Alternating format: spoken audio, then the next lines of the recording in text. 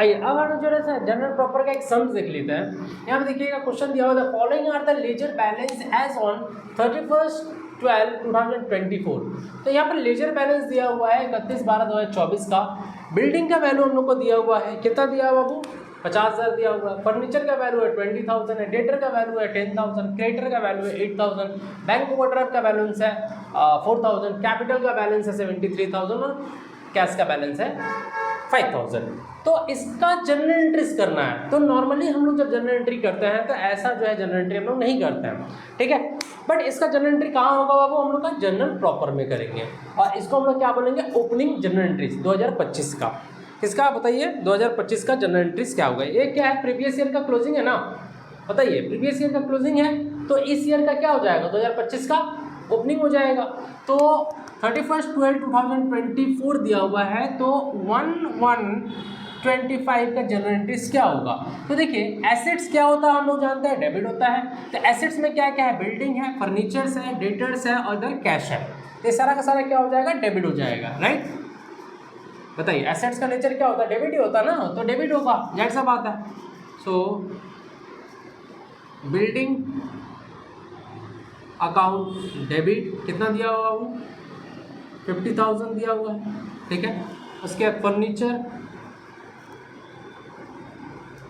Furniture account debit कितना दिया हुआ है? 20,000। डेटर ये भी डेबिट है, कितना है बाबू? 10,000 है। उसके बाद है लास्ट कैश। तो देखिए एसेट्स का नेचर डेबिट होता है, इसीलिए इस कॉलम में क्या किया? डेबिट किया। उसके बाद कुछ लायबिलिटीज़ भी है, यहाँ पर क्रेडिटर दिख रहा है, बैंक ओवरड्राफ्ट दिख रहा है और कैपिटल दिख रहा है। सारा का सारा क्या हम लोग का? लायबिलिटीज़ है, ठीक है। सो क्रेडिटर क्या हो जाएगा? क्रेडिट में कितना हो जाएगा? 8,000 क्रेडिट में अमाउंट लिखेंगे। बैंक ओवरड्राफ्ट पे लिखा हुआ है, सो टू बैंक ओवरड्राफ्ट, ठीक है। बैंक ओवरड्राफ्ट कितना है? 4,000 है। और कैपिटल हम लोग का दिया हुआ है कैपिटल अकाउंट, ठीक है। सब में अकाउंट हो जाएगा, कितना हो जाएगा बाबू? 73,000, ठीक है। टोटल को अगर ऐड करके देखें तो इधर कितना आ रहा है? 50, 20, 70, 10 और 5 कितना हो जा रहा है टोटल बाबू? 85,000। और इधर भी 85,000 आ रहा है। इधर भी टोटल अगर ऐड करेंगे तो 85,000 आएगा और इधर भी ऐड करेंगे तो 85,000 आएगा, ठीक है। तो डेबिट क्रेडिट सेम है। और ये हम लोग का बैलेंस शीट दिया हुआ है तो बैलेंस शीट का भी हम लोगों ने क्या किया? जर्नल कर लिया। आई होप कि क्लियर हुआ होगा जर्नल प्रॉपर कैसे किया जाएगा। ये ओपनिंग एंट्रीज हम लोगों ने किया है, ठीक है। देखिए एक और सम्स हम लोग जो है यहाँ पर देखेंगे। क्वेश्चन जरा से देखिएगा। At the closing period of mister Das, as the closing period of mister Das 31/12/2024 make the following transfer entries. यहाँ पर भी क्या करना है हम लोग को बाबू? ट्रांसफर एंट्रीज करने बोला है। सो देखिए यहाँ पर 3 ट्रांसफर किया हुआ है। एक बता रहा है क्या यहाँ पर? Debtor includes ₹1,000 due from mister x. क्या बता रहा है कि डेटर में एक मेरा डेटर है, ठीक है, मिस्टर एक्स, जिससे हम 1,000 रुपये पाते थे। कितना पाते थे बाबू? 1,000 रुपया। तो यहाँ पर लिख लेंगे एक डेटर है जहाँ पर हम लोगों ने एक्स पर्सन जो है उससे हम 1,000 रुपये पाते हैं। लेकिन वही क्रेडिटर में यही एक्स है, ठीक है, जो हमसे पाता है एक्स कितना? 500 रुपीज़, ठीक है। तो मेरे पास डेटर्स में भी एक्स है और क्रेडिटर में भी एक्स है। डेटर्स में भी एक्स है और क्रेडिटर में भी एक्स है। तो क्रेडिटर में एक्स है, इसका मतलब क्या है? हम लोग एज अ क्रेडिटर मतलब एक्स हमसे पाता है कितना? 500 रुपया और उसको देना कितना? 1,000 रुपया है। अगर इसको सेटअप करें तो क्या हो जाएगा बताइए? अल्टीमेटली यहाँ पर देखेंगे कि 500 रुपये माइनस कर दो तो 500 रुपया जो है हम उससे पाते हैं। क्या है? 500 रुपया जो है हम उससे पाते हैं। तो डेटर बड़ा है तो डेटर कितना हो जाएगा? 500, ठीक है। तो एंट्री हो जाएगा हम लोग का यहाँ पर डेटर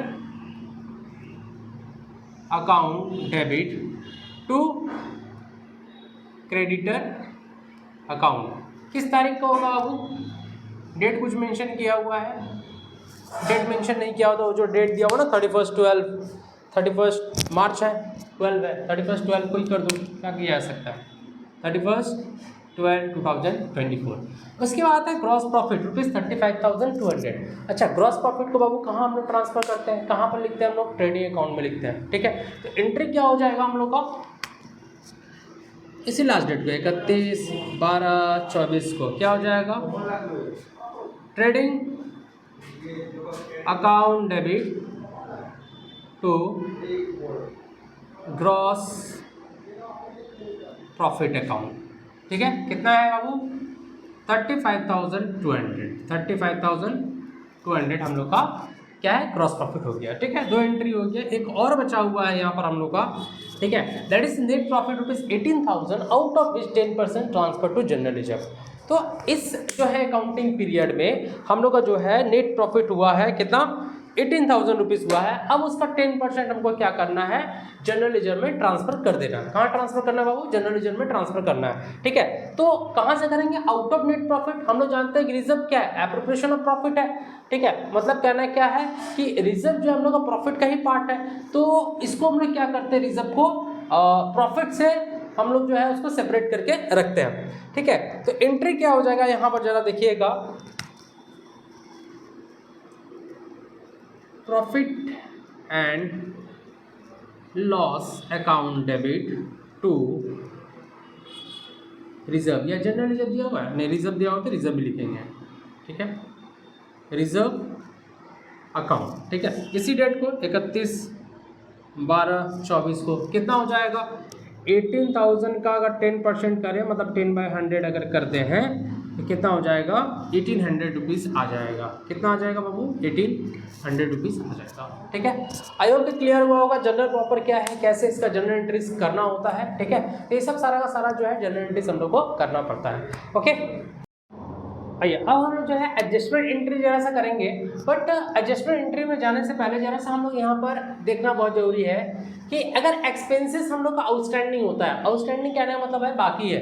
ठीक है, मतलब कोई भी एक्सपेंसेस है, कोई भी खर्चा है जो हम लोगों ने पूरा पेड नहीं किया है, कुछ बाकी है, तो मेरे लिए क्या हो जाएगा बाबू, लायबिलिटीज हो जाएगा।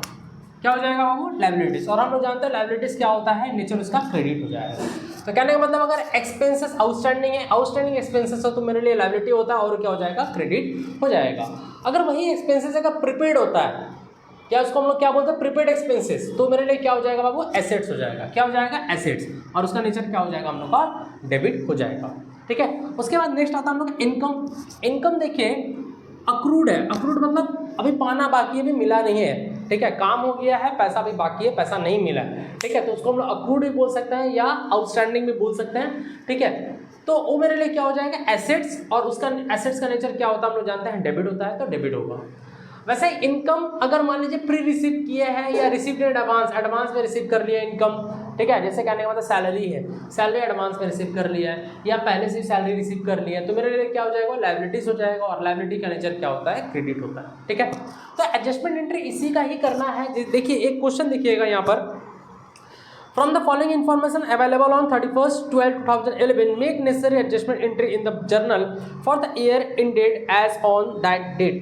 ठीक है, तो यहाँ पर एडजस्टमेंट एंट्रीज दिया हुआ है। पहला है इंटरेस्ट अक्रूड ₹1,500। इंटरेस्ट अक्रूड है, इंटरेस्ट अक्रूड है, इंटरेस्ट अक्रूड इसका मतलब क्या है, मेरा एसेट्स है, तो एसेट्स आएगा तो क्या हो जाएगा, डेबिट हो जाएगा। तो देखिए यहाँ पर डेट वही मेंशन है हम लोग का, तो लास्ट डेट ही हम लोग दे देंगे। क्या दिया हुआ है लास्ट डेट, 31/12 है ना, चलो कोई दिक्कत नहीं है। सो 31/12/11। ठीक है, तो क्या है, इंटरेस्ट अक्रूड है, इंटरेस्ट अक्रूड है, एसेट्स है, एसेट्स क्या हो जाएगा, डेबिट। तो इंटरेस्ट अक्रूड, सॉरी इंटरेस्ट दिया हुआ ना, हाँ इंटरेस्ट या अक्रूड इंटरेस्ट भी लिख सकते हैं, कोई दिक्कत नहीं है। Interest accrued account debit to, ठीक है, किस पर हम लोग इंटरेस्ट पे ले रहे हैं, अक्रूड किस पर हो रहा है, इंटरेस्ट पर, तो इंटरेस्ट हम लोग क्या हो जाएगा, क्रेडिट हो जाएगा। Interest account debit to, sorry interest accrued account debit to interest, कहता है 1,500। आई होप कि क्लियर हुआ होगा, बोलिए कोई दिक्कत है यहाँ पर। ओके, नेक्स्ट हम लोग का वेजेस फॉर दिसंबर 2011 आउटस्टैंडिंग ₹8,500। और वेजेस हम लोग जानते हैं क्या एक्सपेंसेस है, एक्सपेंसेस आउटस्टैंडिंग मेरे लिए क्या हो जाएगा, लायबिलिटी, और क्या हो जाएगा, क्रेडिट। ठीक है, और वेजेस क्या होता है, नॉर्मल हम जानते हैं वेजेस एक्सपेंसेस होता है, एक्सपेंसेस का नेचर क्या होता है, डेबिट होता है। ओके, एक्सपेंसेस का नेचर क्या होता है बाबू, डेबिट होता है। वेरी गुड, ठीक है। तो वही डेट आ जाएंगे हम लोग, लास्ट डेट 31/12/11, ठीक है।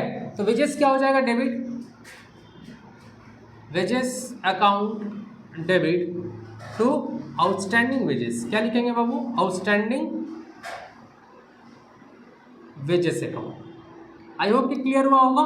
कितना दिया हुआ है, 8,500, 8,500। यहाँ समझ में आ रहा ना, एक ग्राफ समझ लेना बेहतर है आपके लिए। Next, rent for the January 2012 received advance. अब बोल रहा है कि रेंट जो है हम लोग एडवांस में रिसीव कर लिए, रेंट जो है हम लोग एडवांस में रिसीव कर लिए। तो रेंट मेरे लिए क्या है, रेंट रिसीव कर ले तो मेरे लिए क्या, इनकम है। रेंट अगर रिसीव करे तो मेरे लिए क्या हो जाएगा, इनकम। अगर इनकम हम लोग एडवांस में रिसीव किए हैं, मतलब रिसीव इन एडवांस, तो मेरे लिए लायबिलिटी है, और लायबिलिटी क्या हो जाएगा, क्रेडिट हो जाएगा।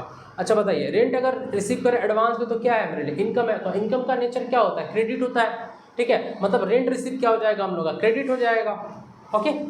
और जो आउटस्टैंडिंग सॉरी डेबिट हो जाएगा ना। Rent for the January received in advance rupees 2,400, ठीक है। तो रेंट रिसीव कर ले रहे हैं, ठीक है। तो रेंट रिसीव करेंगे तो जाहिर सा बात है, और रिसीव इन एडवांस मेरे लिए क्या हो जाएगा, लायबिलिटीज हो जाएगा, शुड बी क्रेडिट। तो एंट्री क्या हो जाएगा हम लोग का, rent receipt account debit to pre receive या एडवांस रेंट अकाउंट, ठीक है। सेम डेट होगा, डेट में कोई चेंजेस नहीं आएगा। कितना दिया हुआ है बाबू, 2,500 रुपया, ठीक है। नेक्स्ट आ जाते हैं, इंश्योरेंस प्रीपेड। इंश्योरेंस मेरे लिए क्या है, एक्सपेंसेस है, और एक्सपेंसेस अगर प्रीपेड होगा तो क्या हो जाएगा, डेबिट हो जाएगा, ठीक है। तो prepaid expenses, prepaid expenses debit हो जाएगा।